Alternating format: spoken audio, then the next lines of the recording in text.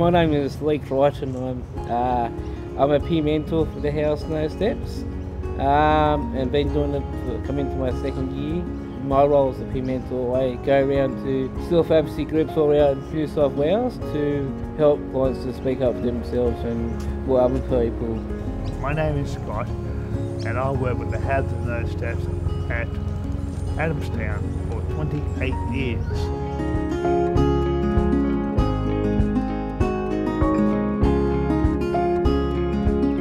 His name is Scott Adams. He goes to our self-advocacy group. He's a great friend of mine. Known him all of my life. I like these meetings. They help me work better. Another advocate for people with disabilities in their families, Rachel Spencer. She started this group last year along with me and Hannah. My name's Rachel Spencer and I'm the Human Rights Facilitator at House with No Steps. This job involves talking to people about your rights and how to speak up for yourself. I reckon it's the best job in the house. So the self-advocacy group in the Hunter is a group of people who come together and support each other to speak up about things that are important to them in their life. Something that I've certainly learnt from the group is that even just having small conversations about things that are on our mind or things that might be bothering us can make a big difference and really make us feel better about ourselves and things that are going on. It's important to provide opportunities for people to come together so they can, talk about things and get things off their mind or off their chest. What if parents are old? Yeah. What happens to people with a disability when the parents die? Yeah, to talk about things that are on their mind and that they may not feel safe or comfortable talking about in other environments. For some people it's issues that come up at work or some things that might be happening at home.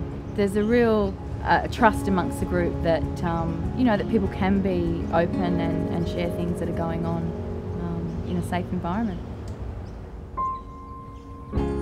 So my name is Alex and I am a support worker with House with No Steps.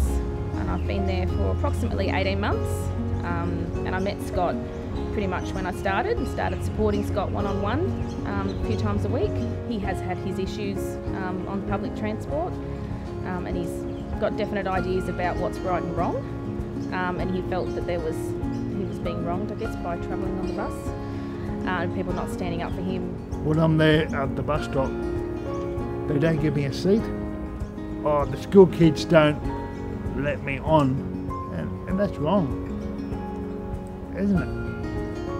And what does the bus driver do? Do nothing. The trouble he was having was he was getting on the buses and people weren't standing up for him. A lot of the school kids, their bags were everywhere, they weren't moving out of his way, and having a disability, you do need to be able to sit down and not stand up all the way home. So yeah, he was getting a bit distressed about, because he travels to and from work on the bus every day.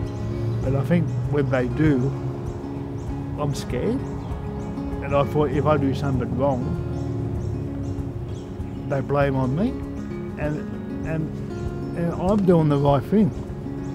I'm not doing the wrong thing. And he was also concerned about that they weren't standing up for mothers with prams and elderly people as well, not just him. It's not fair on me, it's not fair on anyone else. So when Scott first joined the group, he wanted to talk about the issues he was having on public transport.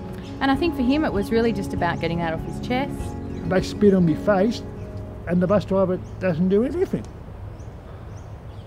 And do you think that's fair? I don't.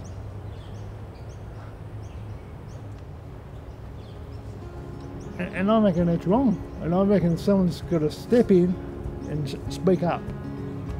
I definitely think it's important. I think it helps them to realise they're not the only ones dealing with the issues. They can come together, and even when Scott brought up the buses, he found that other people in the group had the same problem. So he then felt like it wasn't just him having to deal with it, and then they could talk about ways to address them and avenues they could take to get these issues fixed, or at least feel like they had a voice. The discussions continued, and the group came up with the idea of writing letters to both the local bus company and to the high schools. And Scott thought that was a fantastic idea, and he really wanted it to be a letter from the whole group, not just from him.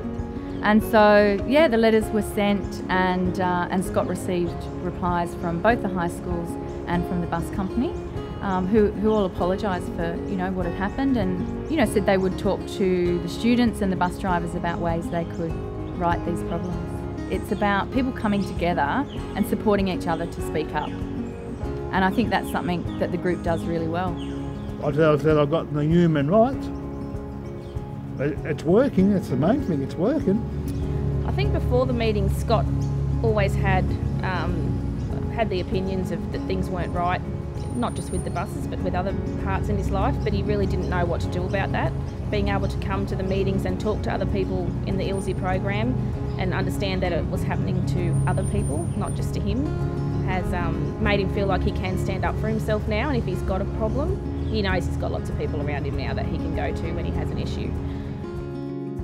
We had the 1 year in the first one of our self-advocacy group, which started October last year, and it was great because we had a few managers of the House No Steps come. We had 2 cakes, two different types of cakes. Hip hip hooray! Hip hip hooray! Hip hip hooray! Happy birthday! And it was a great group of people come around. A few people I'd like to mention is Hannah Hotovic. She's another self-advocate, and she's been amazing. We're here to make friends, we're here to have lots of fun, and we might also be here to eat cake. Self-advocacy is important because it gives people a voice. This group really tells you what human rights is all about, and to have the same rights as anyone else has around the world.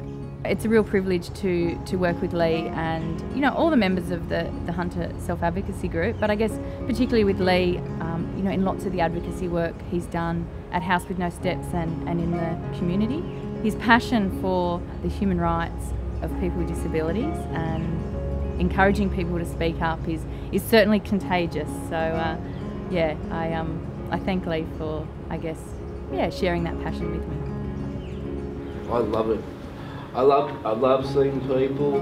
I love seeing people to empower, to inspire, and to show that the potential of people's abilities, not their disabilities. That's the way I look at things. That's the way I look at life.